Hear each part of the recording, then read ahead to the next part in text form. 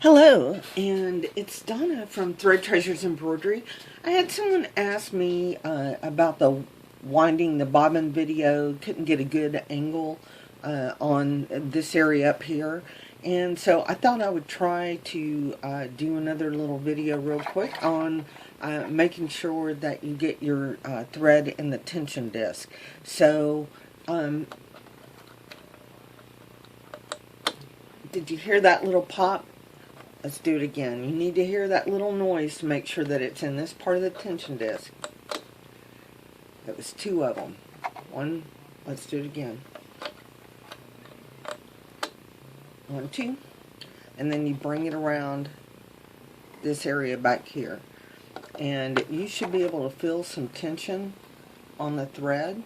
If you don't, it's not in the tension disc, and I'll show you what that will look like. Give me just a second to get this out.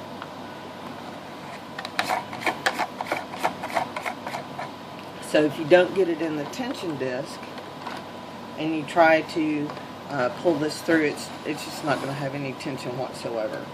So let's do this again.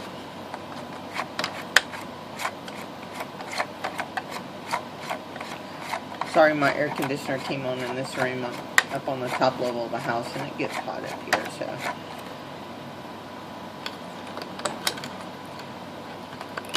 Okay, so now I have it in and I've got a good tension over here, and I do it the old way, stick the thread up through the hole, turn my machine on fast, and then I'm just going to wind the bobbin.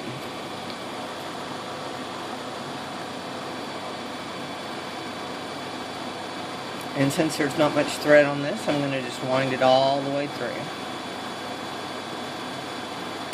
So hopefully that answered the question about this area, and making sure that you get the tension in, or the thread in the tension disc properly. Hopefully you could hear the two little clicks.